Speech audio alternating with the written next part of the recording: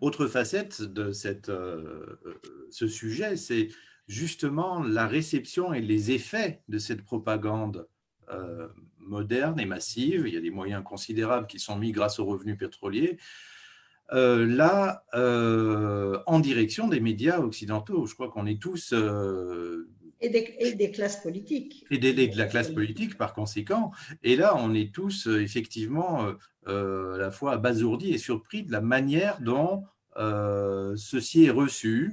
Ceci n'est pas démenti, alors que Alors, vraiment, ce sont des choses énormes quoi, qui passent et qui passent, et par le relativisme, par tout un tas de procédés, ça passe, malheureusement. Ça passe bien, hein. alors, moi, je dirais que l'action dans la classe politique occidentale, dans un premier temps, dans les années 2000, a été assez difficile à instaurer, à mettre en place. Et la diplomatie turque, à partir de ces années-là, a énormément aidé les diplomates azerbaïdjanais. Je sais par exemple que en Europe, dans les instances européennes, Conseil de l'Europe, avant même l'entrée de l'Azerbaïdjan au Conseil de l'Europe et au Parlement européen, c'était le corps diplomatique turc qui représentait, qui faisait entrer les lobbyistes azerbaïdjanais à l'intérieur des institutions et qui les soutenait de manière évidente.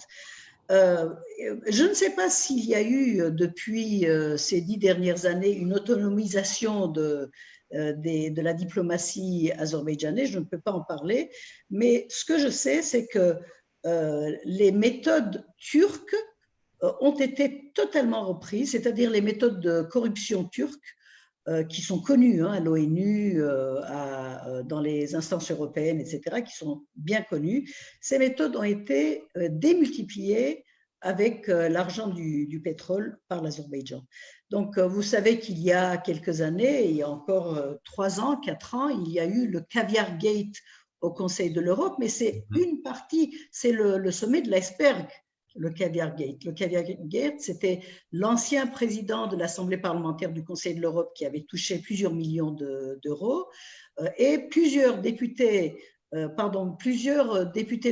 nationaux qui étaient représentés au Conseil de l'Europe qui ont touché de l'argent, qui ont été corrompus par le régime d'Azerbaïdjan pour minimiser les atteintes aux droits de l'homme en Azerbaïdjan dans les rapports qui devaient être votés au Conseil de l'Europe. Donc, il y a eu une affaire seulement de Caviar Gate, mais si la justice européenne ou les justices européennes faisaient leur travail correctement, je pense qu'il devrait y avoir des dizaines de Caviar Gate dans nos pays. Mmh. Mmh.